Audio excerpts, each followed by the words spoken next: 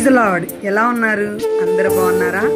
నువ్వు అనుకుంటున్నావంట, ఈరోజు నేను ఖచ్చితంగా దేవుడి కొరకు నిలబడతాను, ఈరోజు ఖచ్చితంగా నేను ప్రార్థన చేసుకుంటాను, ఈరోజు ఖచ్చితంగా సెల్ ఫోన్ని నేను జయిస్తాను, ఖచ్చితంగా ఈరోజు నేను దేవుడి కొరకు నిలబడతానని ఈరోజు ఈరోజు ఈరోజు అంటూ ఎన్నో రోజులు దేవుడి కొరకు నిలబడలేకపోతున్నావని బాధపడుతున్నావా? ఎప్పటికప్పుడే పడిపోతున్నావా? ఎప్పటికప్పుడే జారిపోతున్నావా? నేను దేవుడి కొరకు నిలబడలేకపోతున్నాను ఆందోళన చెందుతున్నావా? భయపడమాకు.